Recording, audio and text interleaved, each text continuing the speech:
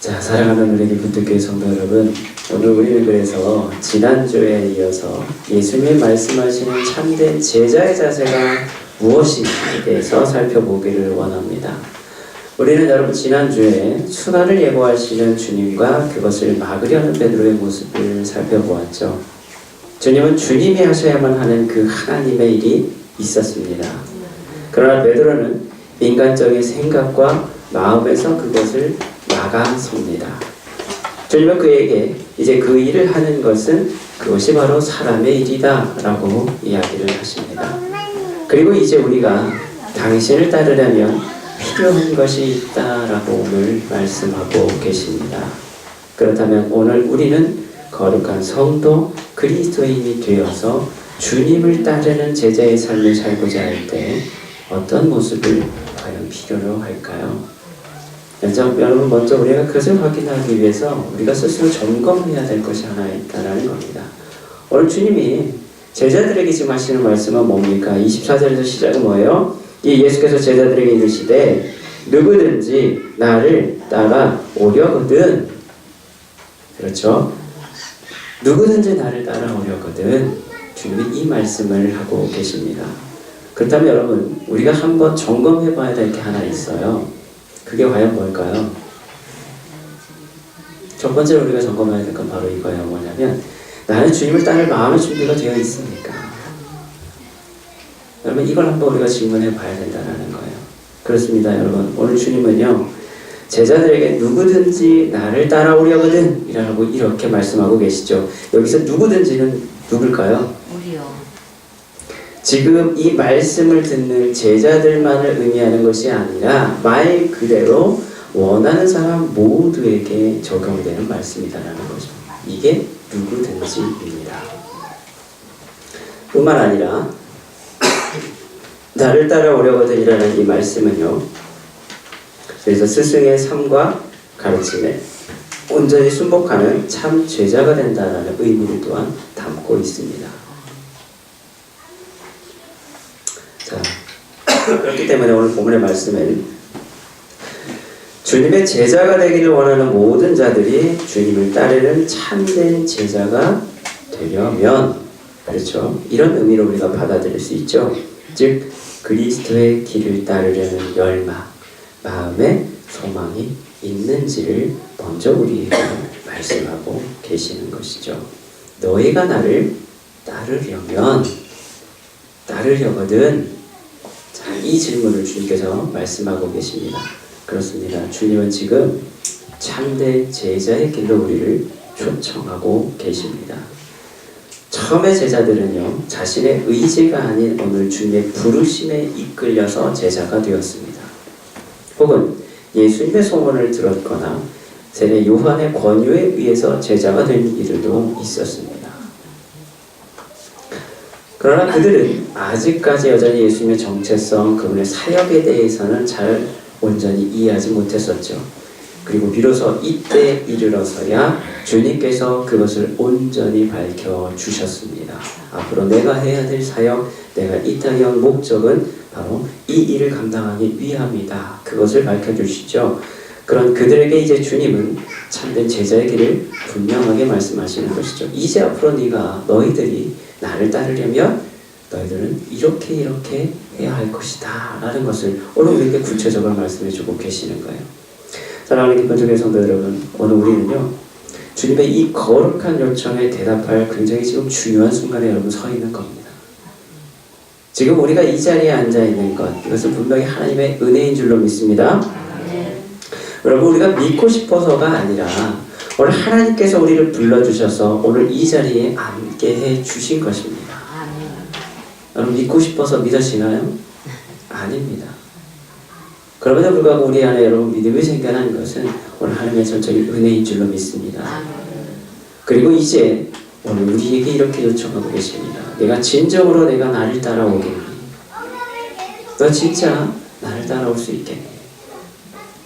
그리고 이제 우리에게 말씀하시죠. 그 길은 결코 쉽지 않은 길이고 고난의 길일 수도 있고 험난할 수도 있고 사망의 음침한 골짜기를 지나는 길이기도 하다라는 겁니다. 그 길은 생명을 잃을 수도 있는 길이다라고 오늘 말씀하고 계십니다. 하지만 네가 그 길을 가면 절대로 너는 이 생명을 잃지 않게 될 것이다. 또한 이렇게 우리에게 말씀해 주십니다. 우리가 그 길을, 오늘 주님의 뒤를 따라올 수 있는지, 아니 그 길을 따라올 것에 대해서 주님은 오늘 우리에게 말씀하고 계시죠. 나를 위해, 그리고 너를 위해 그 길을 따라오겠니? 여러분, 오늘 나는 그 길을 가고자 하는 열망이 있으십니까? 목숨을 잃어야 되는 길입니다. 죽어야 되는 길입니다. 그런데 주님 우리에게 말씀하십니다. 우리가 그 길을 따라올 수 있겠니? 여러분, 우리가 그 고난의 길을 가지 않겠다면 여러분, 우리는 편하게 신앙생활을 할 수 있습니다. 그렇죠? 여러분, 내가 죽지 않으면요, 우리는 편하게 신앙생활을 할 수 있어요.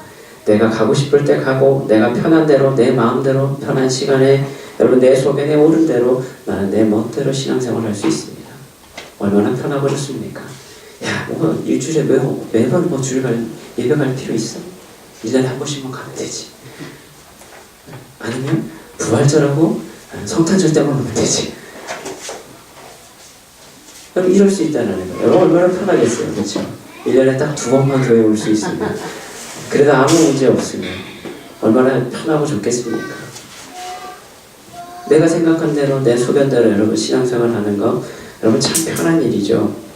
하지만 그곳에 주님은 안 계시다라는 거죠. 나를 위한 편한 신앙의 삶에는 생명이 없다는 거예요. 그러나 우리가 주님을 위해 나를 포기하면 우리에게 오늘 영원한 생명이 주어지게 될 것입니다. 오늘 주님 우리에게 25절에서 그것을 말씀하고 계시죠. 지금 그래서 우리는 그것을 결단해야 될 시간이다라는 거예요. 오늘 나는 주님을 위해 나의 목숨을 잃을 준비가 되어 있습니까? 이제 그 준비가 된 이들에게 주님은 구체적으로 행해야 될 우리의 모습을 말씀하고 계시죠. 여러분, 주님을 따를 준비가 되어 있으십니까? 그 길은요, 죽어야 되는 길입니다. 반드시 죽어져야 됩니다. 근데 여러분, 따라질 수 있으시겠어요? 그래도 따라보자는 열망이 있습니까? 이 땅에서는요, 빛도 못 보고 죽을 수 있습니다. 그렇죠? 그게 주님을 따르는 그리스도인의 길이다라는 거예요. 그런데 여러분, 그럼에도 불구하고 그 길을 가시겠습니까? 여러분, 이것을 오늘 주님은 말씀합니다. 누구든지 나를 따라오려거든. 오늘 우리는 그런 열망과 소망을 가지고 오늘 이 자리에 나와 계십니까? 오늘 그런 믿음이 우리에게 있기를 축복합니다. 그래서 오늘 주님께서 너희들이 나를 따라오려면 이것이 필요해 라고 오늘 말씀하시죠. 그게 뭘까요? 두 번째로 우리에게 말씀하시는 건 그래서 자기를 부인하라고 말씀하고 계십니다. 여러분, 주님을 따른다는 건 그래서요, 단순히 그분을 흉내내는 것이 아닙니다. 그저 그분이 가는 길을 쫓아만 다니는 것이 여러분 따라가는 것이 절대로 아닙니다. 따른다라는 것은 그분의 모든 것을 우리가 본받는다는 것, 그분의 말씀으로 전적으로 우리가 순종한다는 것을 포함하는 의미죠. 그렇기 때문에 오늘 주님은 우리에게 먼저 당신을 따르려면 우리가 자기를 부인해야 된다라고 말씀하고 있습니다. 그런데 여러분, 자기를 부인한다는 게 그러면 무슨 의미일까요? 자기를 부인한다는 것, 여러분, 내가 나 자신을 부인한다는 것 여러분 쉬울까요? 참 어렵습니다. 여러분, 그 장재현 목사님은 그래서 이 자기를 부인한다라는 표현을 이렇게 해석을 하기도 해요. 자신의 관심 있는 모든 것을 포기한다라는 의미가 있으며, 심지어 공동체적인 사회 안에서 자신의 위치와 관계된 모든 사람들과의 관계성까지도 포기한다라는 의미가 된다라고 이렇게 이야기를 합니다. 그러니까 내가 좋아하는 것, 내가 관심 있는 것, 여러분, 내가 말하는 것, 이거를 포기하는 것뿐만 아니라, 그것을 거부하는 것뿐만 아니라 심지어 뭐예요? 지금 내가 다른 사람들과 맺게 있는 관계성, 이것마저도 포기하는 것, 내려놓는 것, 이것이 자기 부인이라는 거예요. 여러분, 이게 쉽나요? 과거에도 마찬가지지만 지금도 그래요, 여러분. 내가요, 아빠예요, 아버지예요, 엄마예요. 그런데 여러분, 그 관계조차도 어떻게 해야 된다는 거예요? 내려놔야 될 수 있냐라는 거. 그것까지도 부정할 수 있겠냐라는 거예요. 내 사회적인 지위가 있어요. 내가 직분을 맡고 있어요. 내가 목사로, 장로로, 여러분 권사로, 교회에서 여러분 대접받고 섬김받고, 내가 사회 나가면 사장으로, 대표로, 아니면 내가 무슨 직책에 여러분 높은 자리에 있는 사람, 그 사람으로 나를 드러내길 우리는 좋아하잖아요. 여러분 명함 다 가지고 계시죠? 명함은 어떻게 만들어야 돼요? 나를 좀 뭔가 있어 보이게 만들어줘야 되잖아요. 그렇죠? 명함에 여러분 딱 이름만 딱 새기고 다니는 사람 있나요? 거의 없어요. 그렇죠? 명함에는 뭘 새겨야 돼요? 내가 누군지를 잘 알려야 되잖아요. 그렇죠? 내가 얼마나 능력 있는 사람인지, 내가 얼마나 존귀한 사람인지, 내가 얼마나 실력 있는 사람인지를 알려야 되잖아요. 그게 명함이잖아요. 그래서 명함을 보면 굉장히 다양한 직책들이 등장을 하죠. 뒷면에 보면 막 이력 경력까지도 막 잔뜩 써신 분도 계시고요. 무슨 회장, 부회장 뭐 이런 것들을 해야지 되는 거예요. 그런데 그걸 어떻게 해요? 다 포기한다는 것을 의미한다는 거. 그렇죠? 그다음에 당시의 사회적인 관계성에서 봤을 때는 다른 이들에게 영향을 끼치지 않는 내가 무가치한 사람이 되겠다라고 하는 것. 이게 자기 부인이었다는 거예요. 그러니까 이것은 절대로 있을 수 없는 일이었다는 거예요. 내가 사회 안에서 무가치한 존재가 된다는 거, 여러분 그것은 굉장히 나에게 있어서는 절망적인 상황이었다는 거예요. 그런데 주님은 그걸 하라는 거예요. 자기 부인이라는 것은 바로 너 자신을 내려놓으라는 거예요. 네가 가지고 있는 관계적인 것들 다 내려놓으라는 거예요. 여러분 그레이트 호스버너는 그래서 이 부분을 또 이렇게도 말씀합니다. 하나님이 요구하신 대로 따르는 것은 곧 뭐냐? 자기 중심적인 생각을 버리는 것이다. 이것 또한 자기 부인이다 라고 이렇게 이야기를 합니다. 그러니까 내가 관심 있고 내가 바라고 내가 추구했던 자리, 여러분 명예, 권력 이것들 내려놓는 것뿐만 아니라 그 모든 것이 나를 위한 것이 될 때 그것조차 어떻게 하는 거예요? 버리는 것이 자기 부인이다라는 거예요. 그러니까 우리가 어떤 일을 하든지 간에 이걸 누굴 위해서 하느냐. 그래서 그게 나를 위한 것이 되면 다 어떻게 하라는 거예요? 버려야 된다는 거예요. 그게 나한테 유익한 것이 되면 다 버리라는 거예요. 남을 유익하게 하고 하나님의 일을 유익하게 하는데 여러분 하면 그 일을 해야지 나를 유익하게 하는 일을 하면 안 된다는 거예요. 그게 뭐예요? 그게 자기 부인이라는 거예요. 여러분 근데 이게 가능하세요? 이게 가능할까요?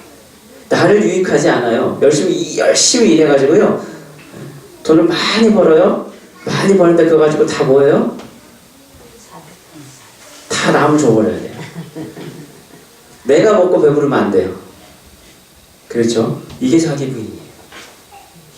나도 먹고 너도 먹고 여러분 이 정도 수준이 아니라 그냥 너 다 가져해. 열심히 일해서 그래 너 다 가져. 이게 자기 부인의 개념이다라는 거죠.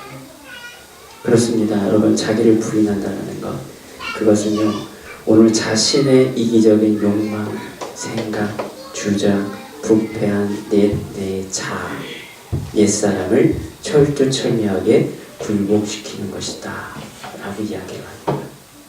그래서 에베소서 4장 22절로 24절에 이렇게 말씀하죠. 너희는 유혹의 욕심을 따라 썩어져가는 구습을 따르는 옛사람을 벗어버리고 오직 너희의 심령이 새롭게 되어 하나님을 따라 의와 진리의 거룩함으로 지으심을 받은 새 사람을 입으라.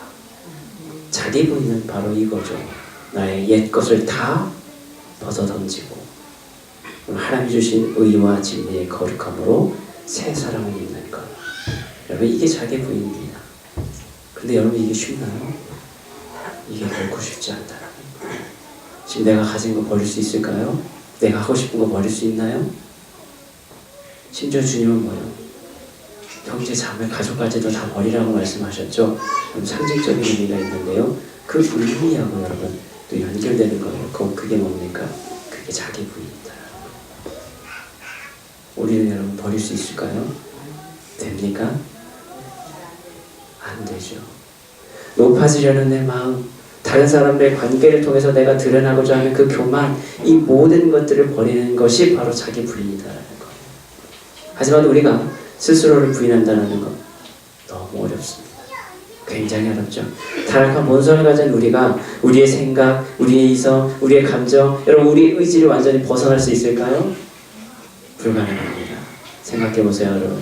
우리가 신앙의 삶을 살고 직분을 맡고요. 지금도 여러분 몇십 년 동안 우리가 신앙생활을 하고 있습니다.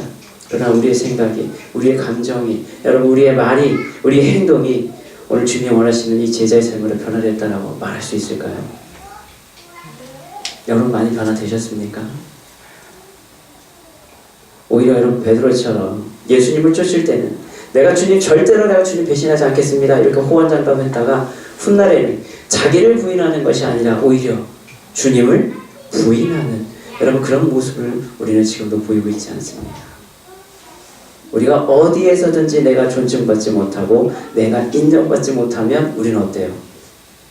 굉장히 기분 나빠하죠. 그렇죠.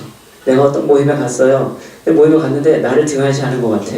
나를 챙겨주지도 않아. 내가 왔는데 뭐야 아무 반응도 없어? 이러면 여러분 어떤 생각이 드세요?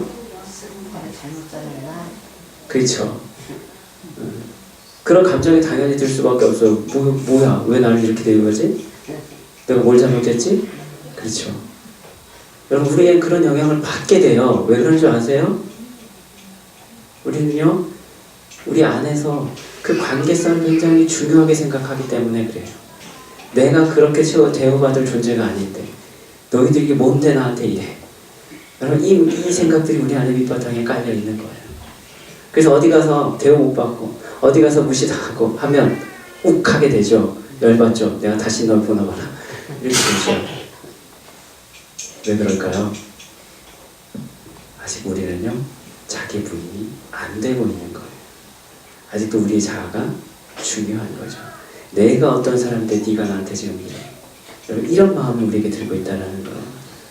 여전히 살아있는 내 자아는요 그래서 나 자신에게 주인 노릇하려고 한다는 거예요. 그게 누구예요? 그게 우리예요. 그렇죠. 그게 우리예요. 말은 경솔한 듯 하지만 결국 내가 인정받아야 여러분 뿌듯합니다. 이것이 우리가 가진 본성이다라는 거예요. 근데 주님 오늘 뭐라고 말씀하시는 거예요? 자기 부인을 해야 된다. 그걸 내려놔야 된다는 거. 그걸 포기해야 된다는 거. 때문에 자기 부인의 시작은 뭐냐? 내가 죄인됨을 인정하고 고백하는 것. 여러분 여기에서부터 시작된다는 거예요. 이것은요 절대로 그래서 우리의 자존감이 낮아져야 된다. 여러분 이 말이 아닙니다. 우리의 현재 모습을 직시할 때 우리가 하나님과 나와의 관계가 더 분명하게 드러나기 때문에 그렇습니다. 내가 있는 이 자리가 어떤 자리인지를 우리가 깨달아야 돼요. 그런데 내가 내 입장에서 그 자리를 보면 안 돼요. 그럼 어떻게 될까요? 내가 대우받는 게 당연한 것이 돼버려요. 내가 대우받아야 될 자격이 나한테는 있는 거예요. 내가 나를 보면 그렇게 돼요.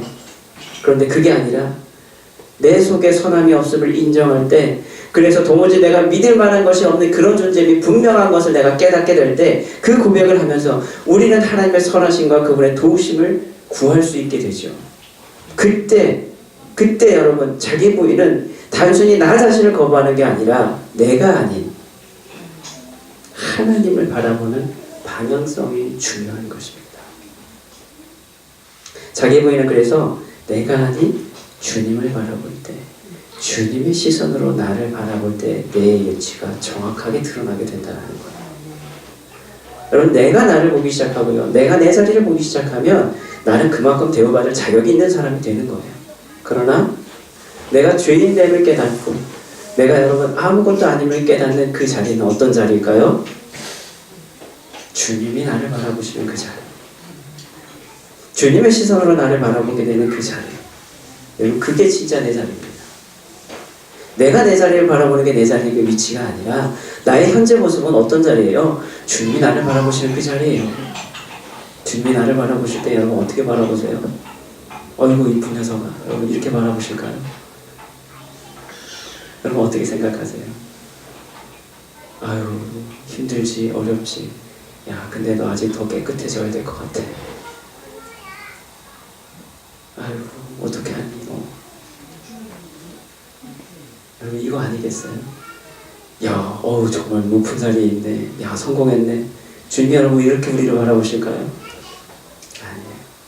우리 보면서 여러분 지금도 주님 눈물을 흘릴지를 몰라요. 아직도 눈물을 흘리면서 야, 아직도 거기서 못 벗어났니? 아직도 왜 거기서 그 자리에 머물렀니? 털고 일어나야지. 주님의 눈으로 여러분 우리를 바라보면 우리의 현재 모습이 분명하게 드러나게 됩니다.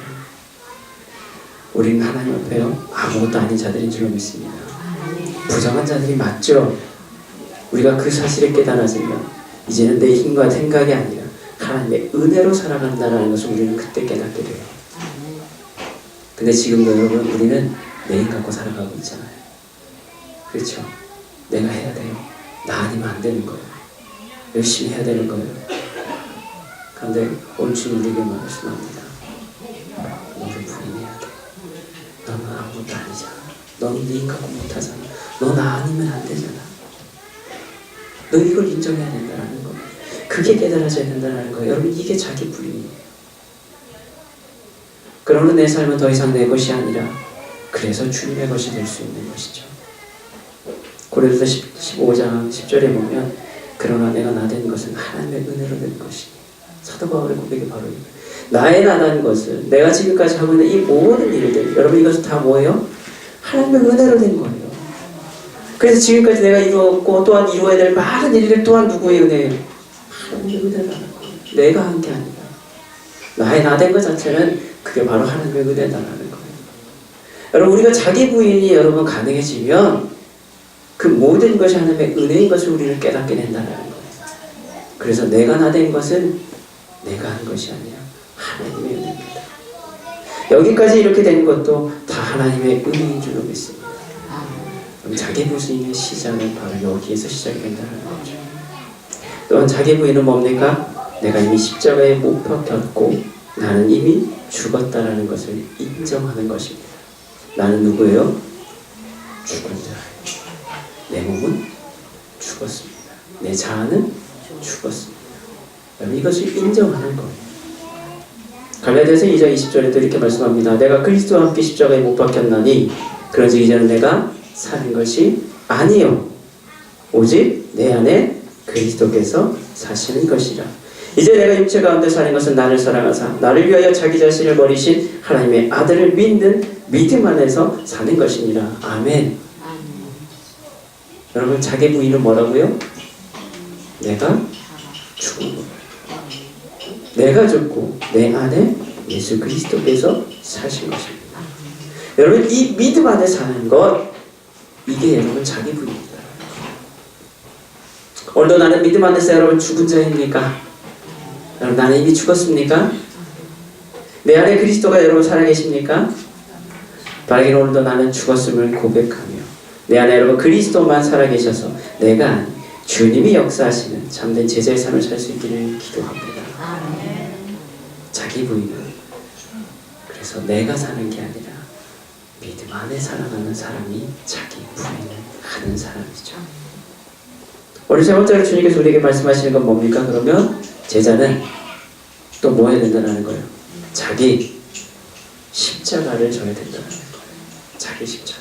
여러분 잘 아는 말씀이죠? 자기 십자가. 여기서 말하는 그러면 자기 십자가가 여러분 뭘까요? 여러분 져야 될 십자가가 있으십니까? 많습니까? 남편입니까? 아들입니까? 딸입니까? 물질입니까? 사업입니까? 뭐예요 여러분? 건강인가요? 우리는 종종 이렇게 얘기하죠. 내가 짊어져야 될 십자가야. 아유 내 팔자야. 저건 내 십자가야. 이렇게 종종 이야기를 하죠. 할 수 없이 해야 하는 것들, 감당해야 할 사람들, 어쩔 수 없이 해야 할 것들에 대해서 우리가 그럴듯하게 표현할 때 이렇게 또 종종 표현합니다. 저게 내 십자가야. 하지만 주님이 오늘 말씀하시는 십자가의 의미가 바로 그것을 의미하는 것일까요? 저는 물론 아니라고 생각을 합니다. 원래 십자가는 뭡니까? 로마 반역자들과 반체제 활동가들, 주로 이제 정치적인 이방인들, 그러니까 정치적인 활동을 했던 주로 이방인들을 처형하는 처형의 방법 가운데 하나가 바로 이 십자가형이 있었죠. 이것이 특징적인 것은 뭡니까? 자신이 매달려야 되는 그 십자가를 죄인이 직접 처형장까지 지고 가야 됐다라는 거예요. 그러니까 공개적으로 여러분 도로 한복판을 그 십자가를 짊어지고 지나가야 됩니다. 그 말의 뜻은 뭐예요? 내가 죽을 죄인입니다 라는 것을 선포하는 거예요. 내가 곧 죽어질 존재라는 것을 드러내는 것입니다. 나는 십자가에서 죽을 수밖에 없는 죄인이 맞습니다 라는 것을 인정한다라는 거예요. 그것을 알리는 거예요. 그래서 십자가를 지고 가는 거예요. 여러분, 예수님은 죄가 없으셨던 분이시죠. 하지만 그분은 오늘 당신의 죄가 아닌 오늘 우리의 죄를 위해서 십자가를 지시고 골고다 언덕을 오르셨습니다. 세상의 비난과 조롱과 여러분 저주와 모욕을 그분은 묵묵히 감당하셨죠. 그리고 그 십자가에서 우리의 죄와 함께 못 박히시고 죽으셨습니다. 죄인들을 위해서 기꺼이 자신의 목숨마저 내놓으신 자리, 그 자리가 바로 십자가입니다. 그리고 오늘 우리가 감당해야 될 그 십자가, 우리가 져야 할 십자가가 있다고 오늘 주님 우리에게 또한 말씀하고 계시는 거죠. 그렇습니다. 사랑하는 교회 성도 여러분, 오늘 주님은요 또한 그 십자가의 사명을 우리가 감당하기를 원하고 계시죠. 그것은 우리가 져야 될 분명한 십자가가 우리에게 있다라는 것입니다. 그 십자가를 우리는 지지 않고서는 결단코 주님을 따라갈 수 없다라는 거예요. 십자가는 목숨을 내놓아야 하는 자리입니다. 십자가는요 내가 죄인됨을 고백해야 되는 자리예요. 십자가는요 피 흘림의 자리입니다. 십자가는 뭡니까? 고난의 자리입니다. 고통의 자리입니다. 희생의 자리입니다. 십자가는요 내가 못 박혀야 될 자리입니다. 자기가 져야 될 십자가, 그것은 뭡니까? 내가 못 박힐 자리라는 거예요. 다른 사람이 아니에요. 내가 짊어질 십자가는 내가 못 박힐 자리라는 얘기예요. 그건 내 거다라는 겁니다. 우리의 정욕과 탐심을 여러분 못 박아야 한다는 자리라는 거예요. 갈라디아서 5장 24절에도 또 이렇게 우리에게 말씀하죠. 그리스도 예수의 사람들은 육체와 함께 그 정욕과 탐심을 십자가에 못 박았느니라. 십자가를 왜 져야 됩니까? 못 박히려고요. 죽으려고요. 주님은요 우리가 그 십자가를 지라라고 말씀하세요. 네 걸 져.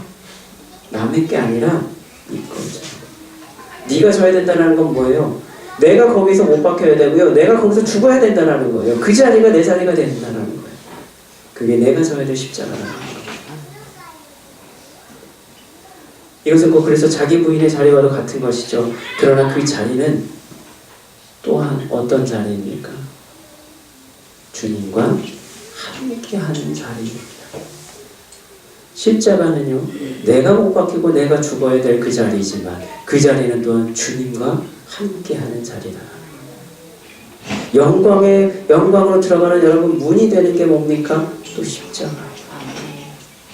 나의 옛사람이 예수님과 함께 못 박히는 그 자리, 그 자리가 십자가예요. 하나님의 능력을 경험하는 자리가 또한 십자가예요. 십자가에 못 박혀야 하나님의 능력이 임하게 된다는 것이죠. 고린도전서 1장 18절에 이렇게 말씀합니다. 십자가의 도가 멸망하는 자들에게는 미련한 것이요 구원을 받는 우리에게는 하나님의 능력이라. 십자가의 도가 여러분 그 자리가 사람들에게는 미련한 자리고요, 죄인의 자리고요, 죽음의 자리입니다. 그러나 우리 믿는 자들에게는요 그것이 하나님의 능력이다라는 거예요. 주님의 참된 평화를 누리는 자리, 그 자리가 바로 십자가입니다. 그러면 십자가는요 세상 사람들에게는 비난과 부끄러움의 자리지만 오늘 우리에게는 십자가는 곧 영광이요 자랑이 또한 되어야 될 줄로 믿습니다. 갈라디아서 6장 14절에 또 이렇게 말씀합니다. 그러나 내게는 우리 주 예수 그리스도의 십자가 외에 결코 자랑할 것이 없으니 그리스도로 말미암아 세상이 나를 대하여 십자가에 못 박히고 내가 또한 세상에 대하여 그러하니라. 우리가 자랑할 것은요 십자가다. 죽음의 자리고 죄인의 자리고 부끄러움의 자리고 피 흘림의 자리고 고난의 자리이지만 그것이 우리에게는 영광의 자리고 복된 자리고 하나님의 능력을 체험하는 귀한 자리인 줄로 믿습니다. 그렇기 때문에 십자가의 핵심은 뭡니까? 복음입니다. 복음. 십자가는 곧 복음의 핵심이다라는 거예요. 십자가는 우리의 현재를 드려 영원한 미래를 누리게 만드는 자리, 그 자리가 바로 십자가의 자리입니다. 우리는 오늘도 그 십자가를 지고 주님을 그래서 따라야 된다는 거예요. 그 사명을 우리는 곧 복음이다라고 말할 수 있습니다. 따라서 우리는요, 때때로 오늘 구레네 시몬과 같이 억지로 십자가를 져야 할 때가 있을지도 몰라요. 시몬이요? 원해서 십자가를 졌나요? 아니에요. 억지로 끌려오는 거죠. 그래서 주님의 십자가를 대신 졌습니다. 그런데 여러분, 그 십자가를 짐으로 통해서 그의 가정이 변화되는 놀라운 역사가 나타나게 되죠. 우리가 그것을 보면서 여러분, 우리가 때때로는 우리가 원치 않는 십자가를 져야 될 때도 있어요. 하나님이 그것을 우리에게 원하실 때가 있습니다. 그래서 우리는 짊어져야 돼요. 그렇죠. 그러나 그것을 짊어지게 될 때 오늘 그것은 은혜의 자리요 복된 자리가 된다는 것입니다. 하나님 우리에게 그것을 허락해 주셨다는 거예요. 십자가의 길은 그래서 우리가 끝까지 붙들고 나아가야 될 길이 될 줄로 믿습니다. 아멘. 여러분, 그것을 짊어질 준비가, 마음의 믿음의 고백이 여러분 되고 있으십니까? 빌립보서 3장 10절로 12절에서 오늘 우리에게도 이렇게 말씀하죠. 내가 그리스도와 그 부활의 권능과 그 고난의 참여함을 알고자 하여 그의 죽으심을 본받아 어떻게 해서든지 죽은 자 가운데 부활에 이르려 하노니 내가 이미 얻었다 함도 아니요 온전히 이루었다 함도 아니라 오직 내가 그리스도 예수께 잡힌 바 돼 그것을 잡으려고 달려가노라. 아멘. 사도 바울의 믿음의 고백은 바로 이것이었어요. 내가 지금 그 부활의 권능, 그 고난의 참여함을 알고자 해서 내가 그 죽으신 그 주님을 어떻게든지 본받아서 내가 열심히 죽은 자 가운데서 부활에 이르려고 노력한다라는 거예요. 애쓴다라는 거예요. 힘쓴다라는 거예요. 그러나 그것이 내 힘으로 되는 게 아니라 내가 이미 얻었다 한 것도 아니고 내 지금 구원이 나는 이미 얻었다. 여러분 이것도 아니다라는 거예요. 이루었다 함도 아니라는 거예요. 오직 내 소망은 뭐예요? 예수 그리스도께 잡힌 바 된 그것을 잡으려고 달려간다. 끝까지 나는 그 신앙의 삶을 나는 달려갈 것이다. 여러분 우리가 십자가의 삶을 사는 것, 여러분 이것은 오늘 사도 바울의 고백처럼 우리가 그 십자가의 길을 주님과 함께 날마다 걷기를 소망하며 나가야 될 줄로 믿습니다. 우리는 끝까지 달려가야 돼요. 우리의 목적지는 어디예요? 천국입니까? 예수님입니다. 예수님. 내 힘은 할 수 없기 때문에 우리도 주님의 그 은혜와 도우심을 여러분 그래서 간구해야 됩니다. 바라셔야 됩니다. 그리고 오늘도 우리는 그 십자가를 지고 가야 됩니다. 그게 우리의 사명이 되어야 된다는 거죠. 오늘 여러분 그 소망이 있으십니까? 자, 마지막으로 우리가 하나 더 나누기를 원하는 게 뭐냐면 오늘 주님 우리에게 이렇게 말씀하세요. 각 사람이 행한 대로 갚으실 것이다. 갚으실 것이다라는 거예요. 네가 행한 대로 난 갚을 거야. 다른 말로 하면 뭡니까? 앞에 있는 얘기도 정리해요. 네가 나를 이렇게 자기 부인하고 십자가를 지고 네가 잘 따라오면 내가 거기에 합당하게 갚아줄 거야.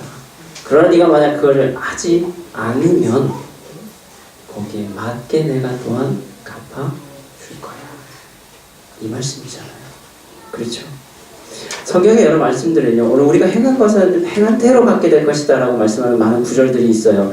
특별히 여러분 시편 62편에도 보면 12절에 이렇게 말씀합니다. 주여 인자함은 주께 속하오니 주께서 각 사람이 행한 대로 갚으시리이다.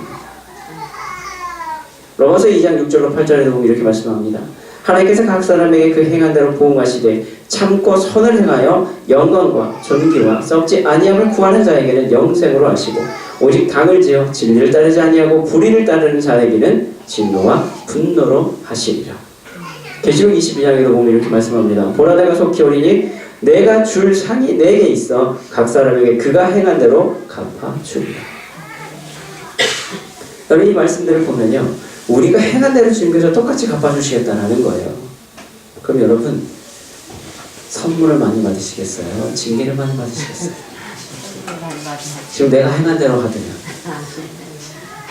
내가 상대방 욕한 대로 난 똑같이 욕을 먹게 되고, 내가 상대방한테 해코지 한 대로 똑같이 나는 당하게 되고, 내가 칭찬한 대로 똑같이 여러분 칭찬을 받는다고 한다라면, 오늘 이렇게 문자적으로 해석을 해서 여러분 이렇게 한다라면, 여러분들은 선물을 많이 받으실까요? 아니면 징계를 더 많이 받으실까요?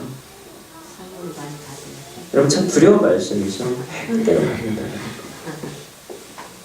자, 그런데 이 행한 대로 갚다라는 의미를 우리가 조금 더 생각해 볼 필요가 있어요. 과연 그런 의미로 우리가 단순히 볼 수 있을 것인가? 여러분 장대재 목사님은 그래서 히브리적인 사고방식에 있어서 사람이 행한 대로 되돌려 받는 것, 이것은 사회적 가치, 종교적 가치에서 너무나도 당연한 것이었죠. 그 당시에도 그렇죠. 지금도 그렇지만, 하지만 이 개념은 뭡니까? 사람과 하나님 사이에서 사람의 행동에 대해서 하나님께서 심판자로 설정하실 때 주로 사용되는 말이다라는 거예요. 무슨 말입니까?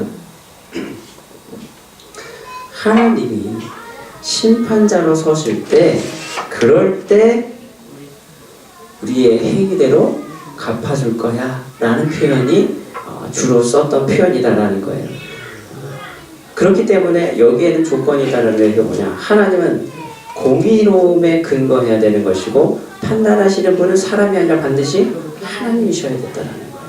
그러니까 하나님의 기준에서 여러분 이것이 이루어지는 일들이었다는 거예요. 그리고 오늘 주님은요, 이 일을 행하시는 분이 누구라고 말씀하세요?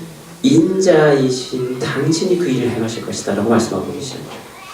그러니까 예수님이 누구신지에 대한 분명한 권위를 지금 여기서 드러내고 계시는 거죠. 하나님이 원래 하시던 그 일을 누가 하시는 거예요? 인자이신 예수 그리스도가 이제 그 일을 할 거라는 거예요. 다시 오시면 내가 반드시 그 일을 하겠다라는 거예요. 이것을 여러분 우리는 그래서 앞의 구절과 연결해서 생각해 볼 수 있는데, 그래서 앞에 보면 여러분 우리가 아까 잠깐 봤던 그 말씀 다시 나와요. 보면 이렇게 말씀하시죠. 즉 제 목숨을 구원하고자 하는 자들은 자기 부인과 자기 십자가를 지지 않는 자들이다라는 것을 우리가 알 수 있죠. 그러니까 내 목숨을 위해서 사는 사람들이에요. 이 사람들은 어떤 사람들이에요? 나를 부인하지 않아요. 왜요? 내가 중요하니까. 내 십자가를 지지 않아요. 힘드니까. 그런 사람들에게 어떤 결과가 임하는 거예요? 그 사람은 목숨을 잃게 될 것이다. 왜요? 네 목숨 살리려고 네 목숨 버리지 않았기 때문에 내가 네 목숨을 취하겠다는 거예요. 뺏길 거라는 거예요. 행한 대로 갚으시는 거예요. 네가 나를 위해서 네 목숨을 버리면 내가 네 목숨을 영원히 살려줄 것이다. 그렇죠? 그러나 네 목숨 위해서 나를 버리면 내가 너도 버리겠다는 거예요. 네가 행한 대로 갚을 것이다. 여러분 그들은 결국 그들의 행위대로 목숨을 잃게 된다는 거죠. 비록 우리가 천하를 얻는다 할지라도 그들은 제 목숨을 잃게 되는 거예요. 보통 우리는요, 삶을 살아가는 목적이 뭐냐면 천하를 얻기 위해서 살아가는 거예요. 이 땅을 살면서 열심히 잘 살기 위해서, 잘 먹고 잘 살기 위해서. 그러면 천하를 얻기 위해서 살죠. 그런데 그것을 위해서 사는 목숨은 결국 하나님께서 어떻게 하신다고요? 가져가 버리신다는 거예요. 그러나 주님을 위해 목숨을 잃을 각오가 되어 있는 사람, 여러분 그런 삶을 사는 사람, 오늘 우리는 그들이 곧 자기를 부인하고 자기 십자가를 지고 여러분 그분께 주님을 따르는 사람, 그런 각오가 되어 있는 사람, 그런 삶을 사는 사람, 이런 사람들, 여러분 이런 사람들이 누굽니까? 이런 사람들이 바로 주님을 따르는 성도이고 그리스도인이라고 이야기할 수 있죠. 바로 이러한 사람들은 비록 생명을 잃게 되더라도, 이 땅에서 내가 가지고 있는 모든 것을 다 잃게 된다 할지라도 오늘 영원한 생명을 얻게 될 것이다 라는 겁니다. 그 믿음의 행위를 통해서 여러분 우리는 반드시 그 보상을 받게 될 것이다 라는 거예요. 네가 행한 대로 될 것이다. 여러분 우리가 욥기를 마지막을 보면요, 좀 이해 안 되는 부분들이 있어요. 어떤 부분이 있냐면 대표적인 게 그거예요. 여러분 욥이요, 이유 없는 고난을 당했죠. 물론 이유가 없는 건 아니지만 욥이 생각했을 때는 이유 없는 고난이었어요. 누구보다 더 거룩하고 정결하게 살아내려고 노력했던 사람인데 그 사람이 말도 안 되는 일을 겪게 되죠. 자기 가족들, 재산, 여러분 이것뿐만 아니라 자기의 건강까지도 다 잃어버립니다. 싸그리 다 뺏겨버려요. 자, 그러다가 많은 친구들과의 논쟁 가운데 결국 그가 마지막에 깨닫게 되죠. 아, 하나님의 은혜가 얼마나 크지. 아, 하나님이 어떤 분이신지. 그래서 내가 지금까지 하나님을 듣기만 했는데 이제 내가 눈으로 봅니다. 그 믿음의 고백을 하잖아요. 그래서 욥의 신앙이 여러분 훨씬 더 한 단계 성숙한 모습으로 나아가는 것들을 우리가 보게 되죠. 그런데 한 가지 이해가 안 되는 게 하나 있어요. 뭐냐면, 자, 하나님이 그렇게 하시고 나서요, 욥을 다시 회복을 시켜주십니다.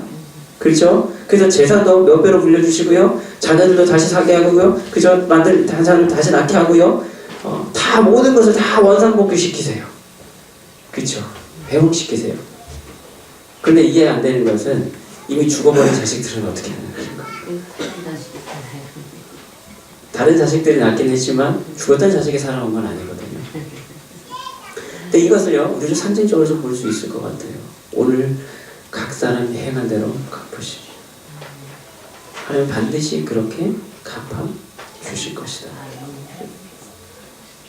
회복을 해주시는 모습을 우리가 보게 됩니다. 왜요? 욥이 신앙의 과정을 겪고 났을 때 그 과정을 겪었던 욥에게 하나님께서 다시 더 풍성한 대로 회복시켜 주시죠. 여러분, 이건 상징적인 의미를 담고 있습니다. 결국 오늘 주님께서 말씀하신 각 사람이 행한 대로 갚으시고, 여러분, 우리는 어떤 빚을 받게 될까요? 사랑하는 기쁨교회 성도 여러분, 오늘 우리가 하는 믿음의 행위가 오늘 모든 책에 기록될 것이고요, 그 기록에 따라 우리는 심판을 받게 될 것입니다. 행한 대로 갚으신다라고 말씀하셨죠. 계시록 20장 12절에서 바로 이렇게 말씀하고 있습니다. 우리의 행위가요, 모든 책에 기록이 된다는 거예요. 그리고 그 행위대로 우리는 심판을 받게 될 것이다. 근데 여러분, 중요한 게 있어요. 그 행위가 그럼 어떤 행위냐는 거예요. 그러면 착하게 사는 거가 행위일까요? 남에게 피해 안 주고 도덕적이고 윤리적이고 이런 완벽한 삶을 살아가는 게 여러분, 그게 여러분 복을 받는 비결일까요? 성경에서 말하는 행위의 개념이 뭘까요? 여러분, 이걸 알아야 되잖아요. 그렇죠? 행한 대로 갚으신다라고 했는데 그럼 그 행함이 뭐냐라는 거예요. 착하게 사는 거예요? 선하게 사는 거예요? 거룩하게 사는 거예요? 뭘까요, 여러분? 여러분, 그 행위의 근거는요, 저는 이렇게 여러분들과 나누고 싶어요. 그건 뭐냐면, 그게 바로 믿음이다라는 겁니다. 믿음으로 하는 행위를 말하는 거예요. 여러분, 믿음이 없이는요, 우리 하나님 결코 기쁘시게 할 수 없습니다. 히브리서 11장에 말씀하죠. 믿음이 없이는 우리 하나님을 기쁘시게 할 수 없는 존재인 건 분명합니다. 오늘 내가 하는 한 가지 행동 하나하나가 과연 믿음으로 말미암은 것이냐, 아니면 아직도 내 의와 내 소견과 내 감정에 앞서는 행위가 되고 있지 않느냐. 여러분, 이게 굉장히 중요한 기준이 된다는 거예요. 오늘 앞에서 얘기한 대로 내 의지를 가지고, 내 의를 가지고, 우리가 지금 마태복음 가장 큰 테마죠. 하나님의 의냐, 사람의 의냐. 그런데 내가 생각하는 내 의, 내가 옳다고 생각하는 그 소견대로 내가 여러분 그렇게 행위하면서 그것이 과연 믿음의 행위라고 얘기할 수 있겠냐는 거예요. 그게 아니다라는 거죠. 오늘 지금 우리가 믿음으로 우리 자신을 부인하고 믿음으로 우리가 십자가를 지고 우리가 믿음으로 주님을 따를 것을 원하고 계시다라는 거예요. 그 행위를 주님이 보시겠다라는 거예요. 그리고 그 행위를 통해 내가 너희가 그 행한 대로 갚을 것이다라는 거예요. 네가 믿음으로 네 목숨을 나한테 주면 내가 네 목숨을 영원히 살게 하겠다라는 거예요. 네가 믿음으로 그 일을 감당하면 내가 너에게 복을 주겠다는 거예요. 그러나 네가 네 목숨 살리려고 네 믿음을 버리고 그러면 똑같이 나도 너의 목숨을 취하겠다라는 거예요. 이 말씀을 지금 하고 계시죠. 여러분, 이 행위의 근거는 믿음인 줄로 믿습니다. 그리고 그 행위를 통해 주님께서는 갚으신다는 거예요. 이게 결국 행위 구원을 지금 우리가 이야기하는 게 아닙니다, 여러분. 내가 그래서 선한 일을 하면 복을 받고 구원받고, 여러분, 이걸 말씀하는 게 아니에요. 그 행위의 근본에 뭐가 있냐라는 거예요. 믿음이다라는 거예요. 믿음. 네가 지금 어떤 행위를 하느냐, 여러분, 어떤 행위냐가 중요한 게 아니라 그 행위의 근거에 뭐가 있냐라는 거예요. 믿음이니? 아니면 네 의니? 이걸 지금 주님께서 보신다라는 거죠. 그래서 우리 모든 우리 행동과 삶의 기준은 믿음 안에서 여러분 비롯돼야 된다는 것을 오늘 말씀하고 있어요. 여러분, 이런 삶의 사람들이 누구예요? 이 사람들이 바로 제자들이다라는 거예요. 믿음 안에 사는 것. 다른 말로 하면 하나님 말씀 안에 사는 거죠. 믿음 안에서 행해지는 일들, 여러분, 그래서 그것은 하나님의 일이 되는 거예요. 어떤 목사님이요, 믿음에 대해서 얘기하는데요, 믿음은요, 두 가지 대해서 이야기를 하더라고요. 믿음 하면 여러분, 우리가 한번 첫 번째로 생각해야 될 건 뭐냐면, 믿음의 대상이 누구냐는 거예요. 그렇죠. 믿음의 대상이 누구냐. 믿음의 대상이요, 내가 돼버리면 안 돼요. 내 생각이 맞고요, 내 생각이 옳고요, 내 판단이 정확하고요. 이게 내 일이죠. 굉장히 위험하죠. 그러나 믿음의 대상이 하나님이십니다. 우리 신앙의 기준에는 어디에 있는 거예요? 그러면 말씀의 기준을 두게 되겠죠. 그렇죠? 이거 굉장히 중요한 거예요. 그 다음 믿음의 방향성의 태도예요. 믿음의 태도가 또 중요하다고 얘기합니다. 무슨 말이에요? 내가 믿는다고 말은 해요. 그런데 하나님의 말씀을 지키지 않아요. 순종하지 않아요. 이 사람의 믿음의 태도는 어떻습니까? 가짜라는 얘기죠. 그럼 이 사람의 행위는요, 거짓되고 외식된 행위가 되는 거예요. 그렇죠. 믿음은 그러니까 곧 뭐가 드러나게 되는 거예요? 우리 행위를 통해서 드러나게 된다는 거예요. 성경에서 우리에게 분명하게 말씀하고 있는 것처럼 우리의 그래서 모든 행동과 삶의 기준은요, 믿음이에요. 근데 믿음은 우리 행위를 통해서 드러나게 된다는 거예요. 이런 삶을 사는 사람, 그 사람이 제자다라고 오늘 말씀하고 있죠. 그래서 우리가 믿음으로 행하는 일은요, 그것이 하나님의 일이 될 수 있습니다. 왜요? 하나님의 말씀 안에서 이루어지는 일들이기 때문에 그래요. 하나님의 말씀을 순종해서 하는 일들이기 때문에 그렇습니다. 그래서 하나님께서 원하시는 일이고 하나님의 일이 될 수 있다는 거예요. 오늘 주님이 그것을 자기 부인과 십자가를 지는 것이다 라고 오늘 우리에게 말씀하고 있는 것이죠. 하지만 우리는 믿음이 아닌 내 감정과 내 생각이 중요한, 지금 우리는 사람의 일을 먼저 앞세우고 있지는 않습니다. 오늘도 우리가 아무런 의식 없이 행해지는 이런 일들이 마지막 때에 우리는 반드시 결산을 받게 될 것입니다. 여러분, 우리는 오늘도 믿음 안에서 행해지고 있습니까?